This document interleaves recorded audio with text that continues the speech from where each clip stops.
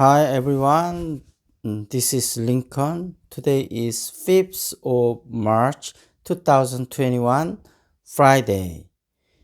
This time I want to talk about eMart, 이마트에 대해서 얘기해 보도록 하겠습니다.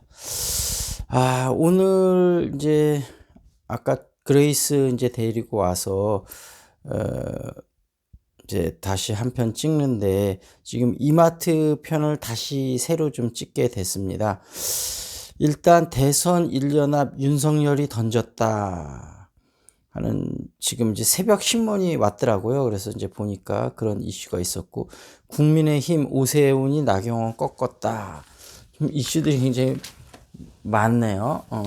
어찌됐든 윤석열 이슈가 제일 큰 것 같고, 그 다음에 이제 오세훈 이슈도 크고, 그 다음에 또 하나, 최대 25% 택배 요금 도미노 인상 시작되었다.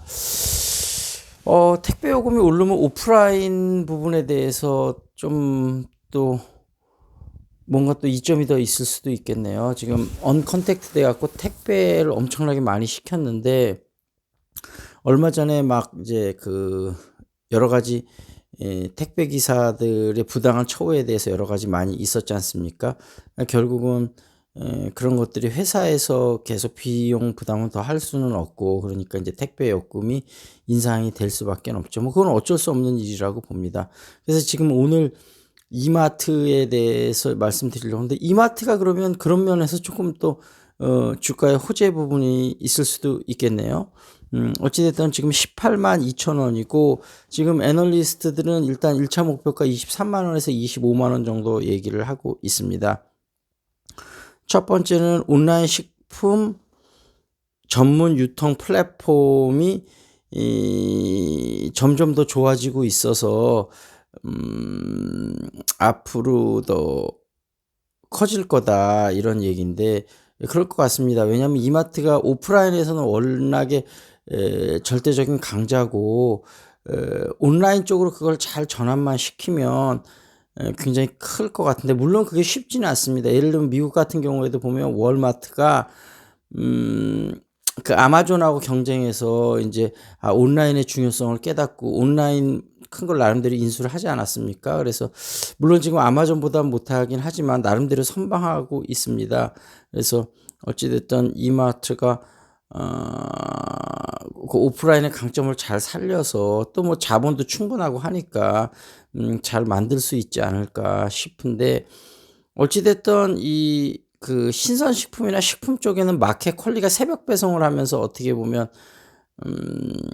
굉장히 강자고, 그 다음에 이제 전통적으로는 쿠팡이 강자고, 네이버가 또 요즘 새롭게 굉장히 강자로 떠오르고 있고 이러는데, 어찌됐든 이마트가 온라인에서는 조금 어떻게 보면 후발주자긴 한데 충분하게 잘할 수 있는 여러 가지 장점은 갖고 있다. 오프라인의 강점, 자금력 이런 걸 통해서.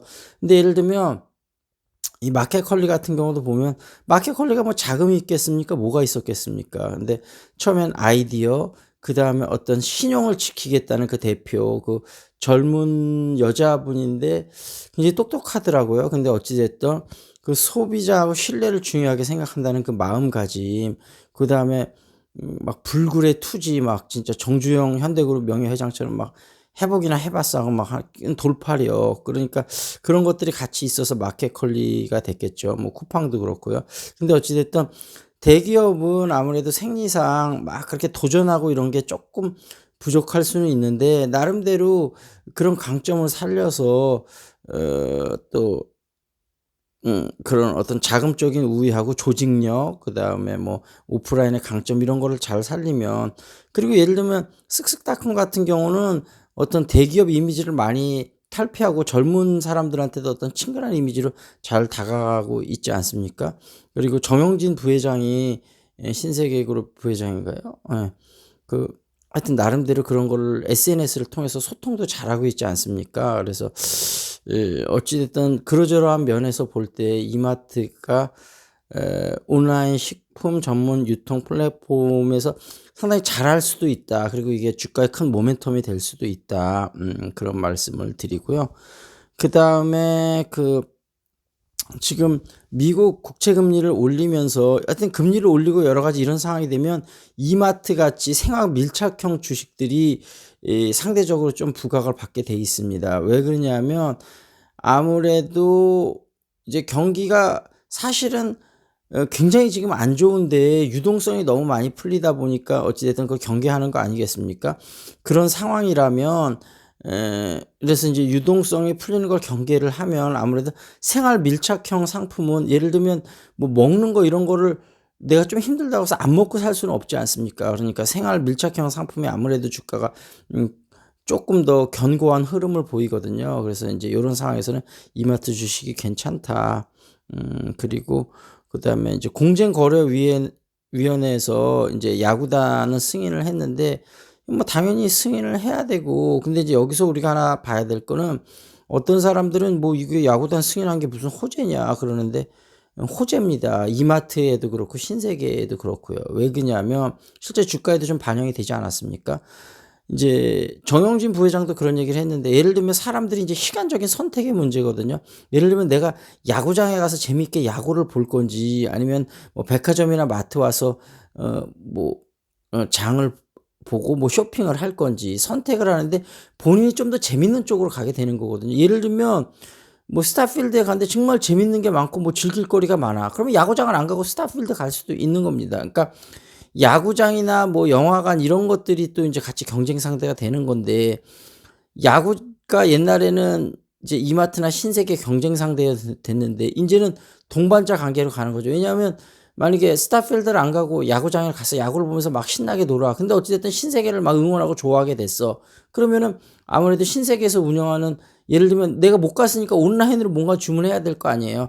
그러면 아무래도 신세계가 운영하는 온라인 어떤 채널을 이용할 확률이 높아지겠죠. 그러니까 아까 말씀드렸다시피 이제 적대적인 관계에서 동반자적인 관계로 가는 거기 때문에 제가 볼 때는 이 야구단을 한 것이 굉장히, 저는 정영진 부회장이 잘한 결정이라고 보고 그 열정을 높게 사거든요. 그래서 시너지가 상당히 많이 날 것이다. 그런 생각이 됩니다. 그다음에 네 번째는 쿠팡이 상장이 됐는데 쿠팡이 뭐 이제 최대 60조 까지도 될 수 있다 그러는데 그럼 쿠팡 60조나 돼? 아직도 적자가 그렇게 많이 나는데? 그럼 네이버하고 이마트 주가도 좀 더 높아야 되는 거 아니야? 소비자들이 자연스럽게 이렇게 생각을 한다는 거죠. 그래서 그런 부분을 좀 한번 생각을 해 보면 좋을 것 같습니다. 그리고 요 한 끼 식사의 행복 요거 한번 해 보도록 하겠습니다.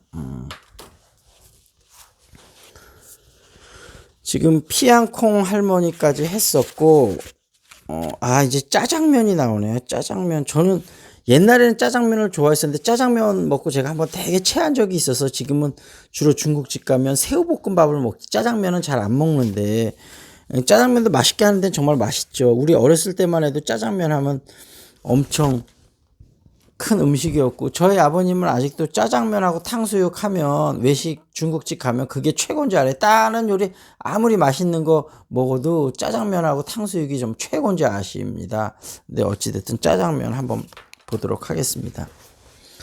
한국인이 가장 많이 먹는 외식 메뉴는 아마도 짜장면이 아닐까. 예전에는 입학식이나 졸업식 때나 먹을 수 있는 귀한 음식이었지만 옛날에는 그랬었죠. 이제는 언제든지 쉽게 즐길 수 있는 국민 메뉴가 되었다. 짜장면은 원래 중국 산둥 지방에서 장을 볶아 면과 함께 먹는 작장면에서 유래했다. 1880년도에 산둥바도 출신 중국인들이 인천항을 통해 국내에 들어와 일하면서 만들어 먹던 음식에서 출발해 이후 1900년도 초 인천의 차이나타운이 형성되면서 재료가 다양해지고 캐러멜이 함유된 춘장이 개발되는 등 한국인들의 입맛에 맞게 변형되었다. 지금 우리가 즐기는 짜장면은 6.25 전쟁 이후 많은 양을 값싸게 제공할 수 있는 한국식 중화 요리로 자리 잡은 메뉴다. 일단 요 정도까지 말씀을 드리겠습니다. 그리고 여기 이제 구절 중에 하나 되게 마음에 드는 구절이 있어서 하나 말씀을 드리고자 하는데요. 내용은 뭐냐면 I have promises to keep and miles to go before I sleep. 그러니까 I have promises. 그럼 나는 약속이 있다는 거죠. To keep. 지켜야 할 약속이 있고 miles to go. 가야 할 길이 있다. Before I sleep. 내가 잠들기 전에. 그러니까 저도 이게 있거든요. 여러분들한테 한번 묻고 싶습니다. 여러분이 지켜야 할 약속은 무엇이고 가야 할 길은 무엇인지. 제가 자녀 교육에서도 철학이 중요하다고 말씀드렸는데 우리가 인생을 살아가면서 자신의 철학을 세우는 게 참 중요할 것 같아요. 나에게 지켜야 할 약속은 무엇이고 가야 할 길은 무엇인지 그거를 오늘 매일매일 그거를 생각하면서 사실 지내고 있는데 여러분들도 여러분이 무슨 일을 해야 되는지 그리고 예를 들면 제가 50대 초반이지만 뭐 50대 중반이나 후반에 요즘은 뭐 일찍에는 40대 퇴직하시는 분들도 많으니까 과연 내가 퇴직을 하고 나의 제2막의 인생을 설계할 때 나는 그러니까 나의 철학과 가치관이 있어야 설계가 될 것 같거든요. 그럼 나에겐 지켜야 할 약속들이 무엇이고 나에게는 가야 할 길이 무엇인지 그런 거를 한번 생각해 볼 수 있는 하루가 됐으면 좋겠습니다. 이제 좀 이따가 위라고 만나서 이제 교육 관련 동영상을 찍을 건데 영어 교육에 관해서 speaking, listening, reading, writing 요거를 골고루 다 커버를 할 건데 사실은 개인 상황에 따라서 다른데 이제 윌의 경우는 윌하고 좀 더 얘기를 해야 되겠지만 윌이 현재는 시간이 그래도 조금 여유가 있거든요. 그래서 네 가지 영역 시간이 조금 여유가 있는 사람하고 없는 사람하고 또 약간 다를 수 있습니다. 그래서 그런 부분에 대해서 이제 제가 또 자세히 말씀을 드리도록 할 건데 어쨌든 앞으로 영어 교육 관련 동영상 많이 기대해 주시고요. 자, 여기서 마무리 짓도록 하겠습니다. That's it. This is Lincoln. See you next time.